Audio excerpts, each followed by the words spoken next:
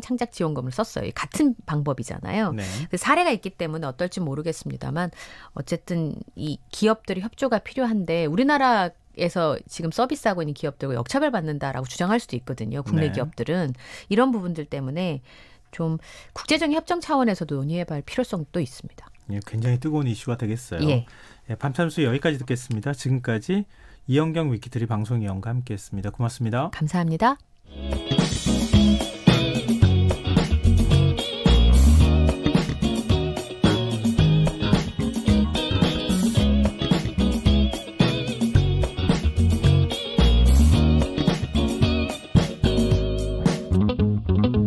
김성환의 시사야.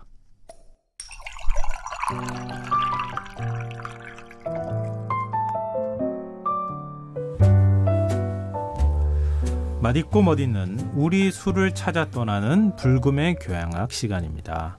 오늘도 역시 주류문화 칼럼니스트 명욱 씨 나오셨습니다. 안녕하세요. 안녕하세요, 명욱입니다. 네, 우리가 지난 시간에 네. 여름술, 네. 과하주, 그렇죠. 여름을 지내는 술. 네, 네. 거기에 대해서 이제 얘기해보면서 네. 굉장히 좀 재밌게 그 얘기를 들었던 기억이 나는데요. 네. 오늘은 어떤 술에 대한 얘기를 좀 해볼까요? 네. 오늘부터 한 2, 3주 정도 해서 한번 그 별난 막걸리 시리즈를 한번 소개를 한번 해볼까 합니다. 별난 막걸리. 별난 막걸리. 네. 우리가 보통 뭐 자주 마시는 일반적인 막걸리들이 있잖아요. 네. 그런 좀 다른 문화와 역사를 가진 좀 그런 독특한 막걸리. 네. 그리고 역사가 있는, 맞습니다. 좀 뿌리가 있는 막걸리. 맞습니다. 네. 그러면 오늘 첫 시간이잖아요. 네. 어떤 막걸리를 그러면 소개해 주실 네. 거예요? 대한민국 2대 도시죠. 부산의 산성 막걸리와 또 같이 먹을 수 있는 부산의 동래파전 이야기를 한번 해볼까 합니다. 산성 막걸리요? 네. 뭔가 생략된 느낌인데요. 그렇죠. 그쵸. 산성. 네, 맞습니다. 금정산성이죠. 아, 그렇구나. 근데 너무 많이 알려진, 저희가 좀 이렇게 브랜드를 말씀드리면 안 되는데, 네, 네. 예, 딱 한 번만 말씀드리겠습니다. 하여튼, 예, 사실은 몰랐어요. 네, 많은 분들이 몰랐다가 네. 막걸리 붐이 좀 일고 난 다음부터 좀 알려진 맞습니다. 그런 네. 막걸리라고 생각이 드는데요. 이게 부산이 네, 지역 술이 소주도 있고, 네, 지금 막걸리도 이제 유명해졌고, 네, 맞습니다. 네, 이 소주 같은 경우에도 지금은 이제 브랜드가 좀 바뀌었지만 네. 옛날에는 2개 브랜드가 있었던 걸로 제가 기억하거든요. 네, 네. 그러니까 그럴 정도로 꽤 지역술이 발달한 곳이에요. 맞습니다. 뭐 지금도 아시다시피 이제 부산에서 가장 많이 마시는 막걸리는 뭐 탁이라는 막걸리가 이제 제일 유명한 게 하나가 네. 있고, 근데 재밌는 게 이제 부산이 굉장히 뭐라고 할까 민족 의식이 되게 높았던 곳이더라고요. 예전에 이제 일제 강점기 시절에 그 대일본 맥주라는 곳에서, 그러니까 일본에 있는 맥주 회사였죠. 여기서 네. 이제 영등포에 공장을 세우는데 자기네는 대일본 맥주라고 하면서 이 당시에 이제 우리나라에 세울 때는 대자를 빼고 그냥 조선 맥주라고 세운 거예요. 네. 네. 그래서 그러면서 이 당시에 이제 일본은 자기네 일본이 들어가는 것은 무조건 앞에 대자를 붙이고 한국 것은 그냥 조선만 들어간 거예요. 그래서 당시에 이제 이래서 안 된다 그래가지고 당시에 이제 세워졌던 회사가 이제 대조선 양조라는 회사가 있었어요. 아, 조선에서 대자를 우리도 안 된다. 네, 대자를 우리도 배를 붙이자. 붙여야 된다. 네. 그것이 이제 이 부산에서 최초로 시작을 하게 됩니다. 물론 지금 마시는 막걸리는 아니고요. 네. 이것이 이제 시작이 돼서 지금의 이제 부산을 대표하는 소주 중 하나가 되었죠. 네. 네. 그렇게 뿌리가 시작되는군요. 네. 근데 그러면은 아까 이제 땡땡 산성 막걸리. 네, 네, 네. 이거는 민속주 1호? 네, 맞습니다. 네. 그 정도였는지는 잘 몰랐어요. 어떻게 보면 이제 부산에서 가장 오래된 역사를 가지고 있고, 네. 민속주 1호. 그러니까 대한민국 최초로 민속주로 지정된 막걸리입니다. 그러니까 굉장히 의미가 있는 막걸리죠. 네. 근데 이럴 정도면 굉장히 역사 뿌리가 좀 깊은 막걸리. 네. 그러니까 시작한 지 굉장히 오래된 막걸리라고 볼 수 있잖아요. 네, 맞습니다. 네. 그러면은 민속주 1호. 네. 이건 언제 지정된 거예요? 이게 이제 지정된 건 1979년도고요. 그러니까 지금으로부터 딱 30년 됐다고 보시면 됩니다. 오래됐군요. 네, 됐다고 보는데 이 계기가 되게 신기한 게 뭐냐면은 뭐 아시다시피 저희가 얘기를 많이 했지만 우리나라 같은 경우에는 집에서 술 빚는 문화를 일제 시대부터 일제 강점기 시절부터 그걸 못하게 막았잖아요. 네. 근데 이게 언제 풀렸느냐? 1996년도에 풀렸습니다. 근데 이런 상황에서 집에서 빚는 술이 너무 맛있다 해가지고 특별하게 풀어준 케이스. 네, 특별하게 민속주라는 이름으로 풀어준 케이스가 바로 부산의 산성 막걸리다. 이렇게 말씀드릴 수 있을 것 같아요. 아, 그러니까 정리를 하자면 네. 지역별로 하나의 술만 남겨놓고 다 없애버리거나 네. 이렇게 하면서 지역 집에서 양주하는 것도 다 금지했던 맞습니다. 시절이었던 거잖아요. 네. 근데 박정희 정부 시절에 그때 박정희 대통령이 이거는 정말 괜찮은 술인데 이거 금지하면 좀 안 되겠다. 그래서 민속주라는 거를 한 분류를 만들어서 그 1호로 지정한 술이다. 맞습니다. 이렇게 되는 건가요? 네, 당시에 이제 그 양조당 같은 경우는 면 단위 또는 군 단위마다 딱 하나만 있어야 됐어요. 근데 이미 당시에 당시는 동래구였거든요. 네. 여기에 이제 양조장이 있는데도 불구하고 이 막걸리만큼은 너무 맛이 좋다. 특별하게 허가를 한다. 그것이 이제 우리나라 민속학적으로 굉장히 중요한 의미를 가지고 있다. 해가지고 그 예외를 둬서 만들어둬서 허가를 받은 것이 바로 이제 산성 막걸리가 되겠습니다. 그럼 민속학적으로 의미가 있다는 얘기는 뿌리가 이제 깊다는 얘기잖아요. 맞습니다. 역사가 굉장히 오래됐다는. 네. 그래서 이제 이게 시작은 뭐냐면은 1700년대 이제 그 숙종 때로 거슬러 올라갑니다. 이게 뭐냐면은 당시 이제 이 부산 금정산에 축성을 하게 돼요. 성을 쌓는 거예요. 네. 그래서 우리가 산성 막걸리 하지 않습니까? 네. 그러면서 이제 당시 이제 수만 명이 와서 여기서 축성을 쌓는 일을 하게 되는데 그 많은 사람들한테 이 산성 막걸리를 맛을 보여줬다 그래요. 그러니까 그때 일을 하셨던 분들이 나중에 고향으로 돌아가서 그 맛을 잊지 못했던 것이 이제 1차적으로 시작을 하게 되고요. 이 금정산 같은 경우에는 그 누가 많이 살았냐면은 어렵다 보니까 화전민들이 많이 있었어요. 그 화전민들이 뭐냐면은 이게 불화자의 밭전자인데 그러니까 산에 그 불을 태워서 그 밭을 만드는 그런 분들이잖아요. 어렵다 보니까 이분들이 여기 화전민 생활을 하면서 뭐를 했느냐? 바로 이제 누룩을 빚어다가 시장에 내다 팔았던 거예요. 그 화전민들이. 네. 그러면서 이 지역이 해발 500m다 보니까 굉장히 공기도 좋고 또 좋은 균들도 있다 보니까 그거 자체가 굉장히 좀 유명해진 계기가 된 것이죠. 그래서 누룩말로 굉장히 유명한 곳입니다. 그럼 두 가지가 절묘하게 맞아떨어졌네요. 네, 맞습니다. 그 산성 쌓으면서 그 성 쌓을 때 얼마나 힘들었겠어요. 돌멩이 옮겨야 되는데 그 큰 돌멩이 옮기면서 막 땀 흘리고 힘든 사람들한테 막걸리를 줬고. 맞습니다. 마침 또 화전민들이 누룩을 빚었고. 그 두 가지가 절묘하게 맞아떨어져서 만들었다는 얘기인데 근데 근대 역사를 보면 밀주 단속도 많이 하지 않았습니까? 네, 맞습니다. 탈세란 이유로 정말로 밀주 단속, 집에서 빚는 술, 특히 누룩 이런 걸 굉장히 많이 검열을 많이 했죠. 그래서 다양한 에피소드가 이 마을에 남아 있습니다. 그래서 이 마을에 가면은 그 종이 있는데 이 종을 치면은 한마디로 이제 세관원이 왔다. 누룩을 숨겨라. 이런 게 있었던 거예요. 그래서 누룩 숨겨 막 이런 것도 있었고 혹시나 이제 누룩을 이제 파는 이제 어떤 아주머님이나 어머님이 계셨다면은 이제 이분이 아이를 안고 있었단 말이에요. 그러면 세관원이 쳐들어왔다 그러면은 아이를 슬며시 그 세관원한테 맡겨놓고 자기는 누룩을 들고 도망을 갔다. 구전으로 이렇게 전해 나오는 누룩마을, 금정산성 마을의 전설 중에 하나입니다. 그럼 이런 누룩은 전통 누룩인 거잖아요? 네, 맞습니다. 근데 요즘에 그 다른 막걸리하고 이 산성 막걸리하고 차이가 전통 누룩을 쓰는 것이다. 이런 얘기를 제가 들은 적이 있거든요. 맞습니다. 전통 누룩, 재래 누룩이라고 좀 말씀드릴 수 있을 것 같고요.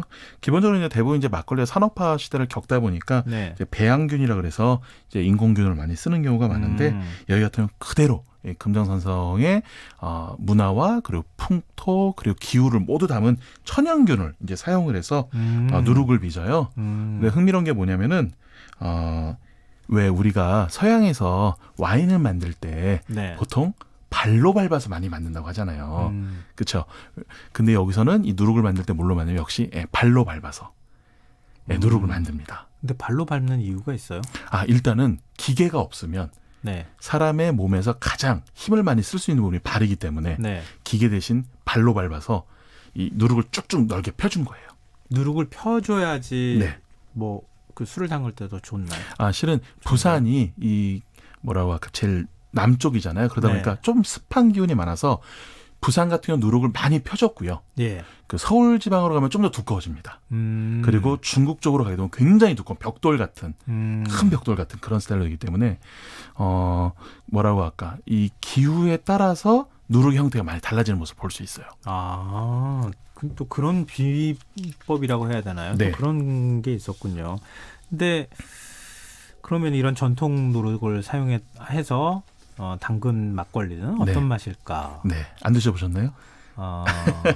드셔보신 분 많으실 것 같은데. 네, 많이 드셔보셨을 거예요. 저는 이제 이걸 어떻게 표현하냐면은 그 산미 장렬이라고 저는 표현을 해요. 시큼한 맛이잖아요. 네, 새콤한 맛. 새콤한 맛. 네, 새콤한 맛이 장렬을 한다 이렇게 표현하는데 네.